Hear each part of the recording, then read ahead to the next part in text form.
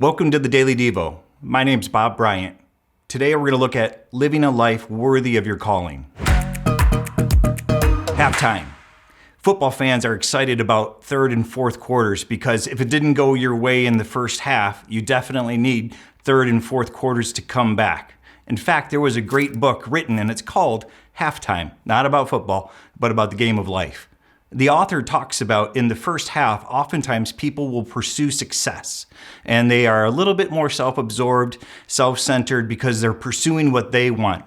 But sometimes they have a spiritual moment and in their second half, they come back moving away from success and moving more towards significance, wanting to impact people's lives, wanting to impact the human condition. And so the Apostle Paul calls us in chapter 4 of Ephesians to come back and have a spiritual moment so that we can have a life of significance, a life of calling for the gospel. And so if you join me in Ephesians chapter 4, verse 1, it says this: live a life worthy of the calling you've received. A believer's calling is divine. It's huge. It's monumental. There's not much anything bigger than this. Jesus stepped off the throne of heaven, set aside full access to his attributes so that he could come in the womb of Mary and live a perfect life. But he sought after the lost. He offered a perfect, sinless, personal sacrifice to his heavenly Father to save us from sin, to save us from the separation from God, and to save us from hell. Our calling is to work out our salvation and live a life that is worthy of this gospel. You're not sure about the purpose of life. You're not sure about what is the meaning of life. It's the divine calling. It's living a life worthy of the calling. But how do we do this? That's the question. How do we live a life worthy? And the Apostle Paul explains it in chapter 4. He says unity and purity, unity with God and others, and purity, personal character. Unity begins with the heart. Look at verse 2. Be completely humble, gentle, and patient, staying together in love when it hurts.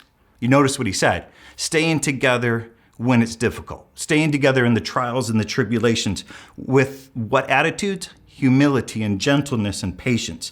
First half people pursuing success often are a little bit more arrogant, the author says, a little bit more harsh, and they tend to leave people and leave relationships when those other people slow them down. But second half people who are pursuing significance, they soften the harsh edges of their personality because the significance and the impact requires them to walk this journey, to walk a worthy life with other people. And they stay together when the times are difficult. Finally, look with me at verse 3. Paul says, make every effort to keep the unity of the Spirit. So what is a life worthy of the calling? Making every effort to keep unity with heart attitudes of gentleness and patience and humility, bearing together when the times are difficult with great love. Paul is calling us to be second half people. My question for you, maybe my challenge for you, is that maybe over these next couple weeks, there would be a spiritual halftime that you could experience. That when you come out in 2026 and you are ready to live a life worthy of the calling you have, will 2026 be better than 2025?